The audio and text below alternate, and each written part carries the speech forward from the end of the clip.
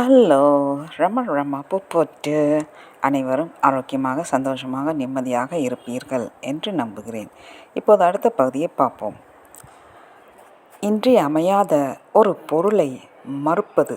மேலும் அவர் மும்பையில் இருக்கும்போது நான் ஐரோப்பாவில் இருந்த சமயத்தில் தொலைபேசியை எவ்வளவு குறைவாக பயன்படுத்தினேனோ அதைவிட மிக அதிகமாக அவன் பயன்படுத்தி கொண்டு இருக்கிறார் என்பதை அவரது பேச்சிலிருந்து நான் அறிந்து கொண்டேன். அப்படியிருந்தும் அவர் ஜோதிடத்தை நம்புகிறார். அவரது குண அதிசயத்தை உருவாக்கும் அந்த முரண்பட்ட கூறுகளை எண்ணி நான் வியக்கிறேன். நாம் ஒருவருக்கொருவர் தெளிவாக புரிந்து கொள்வோம். ஒவ்வொரு மனிதனின் வாழ்க்கை பாதையை, ஒவ்வொரு உலக நிகழ்வும் நமது கோளிலிருந்து கற்பனைக்கு எட்டாத தொலைவில் இருக்கும் விண்மீன்களால் கட்டுப்படுத்தப்படுகின்றன என்ற கோட்பாட்டை நீங்கள் முழுமையாக ஏற்றுக்கொள்கிறீர்களா? ஆம், நான் ஏற்றுக்கொள்கிறேன் என்று அவர் அமைதியாக பதிலளித்தார். என்ன சொல்வதென்று தெரியாமல் நான் என் தோள்களை குலுக்கிக் கொண்டேன். அவர் ஒரு மன்னிப்பு கோரும் பாவனையை மேற்கொண்டார். என் அன்பிற்குரிய ஐயா, நீங்களே நேரில் சென்று அவரை ஏன் சோதித்து பார்க்கக்கூடாது? உங்கள் நாட்டில் ஒரு உணவின் சுவை அதை சுவைத்து பார்த்தால்தான் தெரியும் என்று சொல்வார்களே. சுதேசை பாபு உங்களை பற்றி எதையெல்லாம் கண்டறிய முடிகிறது என்று நீங்களே தெரிந்து கொள்ளுங்களேன். அந்த மலிவான போலி சாமியார்களிடம் எனக்கே நம்பிக்கை இல்லை. ஆனால் அந்த மனிதரின் நேர்மையின் மீது எனக்கு முழு நம்பிக்கை இருக்கிறது. எதிர்காலத்தை முன்னறிவிப்பதை ஒரு தொழிலாக கொண்டிருப்பவர்கள் மீது எனக்கு சந்தேகமே அதிகம். இருப்பினும் உங்கள் வார்த்தையை நான் ஏற்றுக்கொள்கிறேன். இந்த ஜோதிடரிடம் என்னை அழைத்துச் செல்வீர்களா?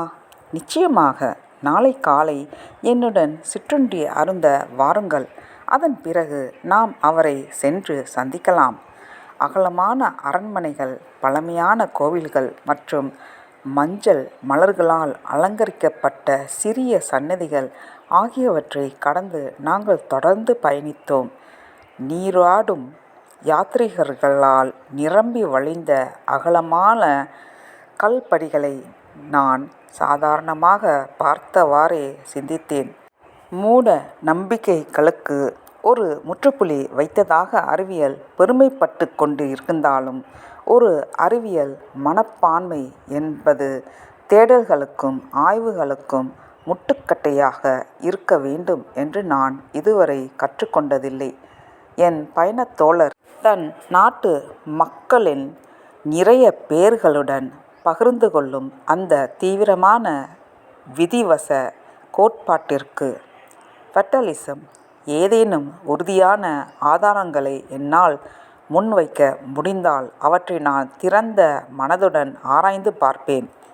மறுநாள் எனக்கு புதிய அறிமுகமான அந்த இனிய நண்பர் தட்டையான கூரைகளை கொண்ட வீடுகள் நெருக்கமாக அமைந்திருந்த ஒரு குறுகிய பழமையான கற்களால் கட்டப்பட்ட ஒரு கட்டிடத்தின் முன் நாங்கள் நின்றோம். அவர் இருண்டதும் தாழ்வான கூரையை கொண்டதுமான ஒரு நடைபாதை வழியாக முன்னால் வழி நடத்தி சென்றார். பின்னர் ஒரு மனிதனின் உடல் அகலத்தை விட சற்று அதிகமான அகலமே கொண்ட சில கல்படிகள் வழியாக நாங்கள் மேலே ஏறினோம். நாங்கள் ஒரு குறுகிய அறை வழியாக சென்று விசாலமான உள்முற்றத்தின் திண்ணையில் வந்து நின்றோம். அந்த முற்றத்தை சுற்றியே அந்த வீடு கட்டப்பட்டுள்ளது. சங்கிலியால் கட்டப்பட்ட ஒரு நாய் எங்களை கண்டு சவால் விடுவது போல ஆவேசமாக குரைக்கிறது. திண்ணை நெடுகிலும் ஒவ்வொன்றிலும் ஏதோ ஒரு வெப்பமண்டல பூவற்ற செடியை கொண்ட பெரிய தொட்டிகள் வரிசையாக பரவி கிடக்கின்றன. நான் என் தோழனை பின்தொடர்ந்து இருண்ட சோகமான ஒரு அறைக்குள் செல்கிறேன். வாசலில் இருந்த உடைந்த சில கல் பலகைகளில் ஏறக்குறைய தடுக்கி விழுகிறேன். நான் குனியும்போது திண்ணை தரையில் சிதறி கிடப்பதை போலவே அந்த அறையிலும் தளர்வான மண் தாராளமாக தூவப்பட்டிருப்பதை கவனிக்கிறேன். ஜோதிடர் தனது நட்சத்திர ஆய்வுகளிலிருந்து செடி வளர்ப்பதில் ஆறுதல் காண்கிறார் என்று நான் வியக்கிறேன். மற்றொருவன் ஜோதிடரை கூப்பிடுகிறான். அவருடைய பெயர் அந்த பழமையான சுவர்களில் எதிரொலிக்கிறது. நாங்கள் 2-3 நிமிடங்கள் காத்திருந்து அந்த நாய்க்கு உதவுகிறோம். ஆள் நடமாட்டம் இல்லாதது போல் தோன்றும் இந்த கட்டிடத்தின் அமைதியை கலைப்பதற்காக நாங்கள் ஜோதிடரை மீண்டும் மீண்டும் கூப்பிடுகிறோம். நாங்கள் ஒரு பயனற்ற காரியத்திற்காக வந்துவிட்டோம் என்று நான் நினைக்க தொடங்குகையில் மேல் தளத்திலிருந்து யாரோ அசைவது போன்ற சத்தம் கேட்கிறது. சிறிது நேரத்திலோ யாரோ காலடி எடுத்து வைக்கும் சத்தம் எங்கள் அறையை நோக்கி வருவதையும் நான் கேட்கிறேன். ஒரு கையில் மெழுகுவர்த்தியையும் மறுகையில் சாவி கொத்தையும் கலகலக்கியபடி மெலிந்த உருவம் கொண்ட ஒரு மனிதர் வாசலில் நின்றார். அடுத்த பகுதியில் தொடரும். நன்றி, வணக்கம். ரம புக் போட்டு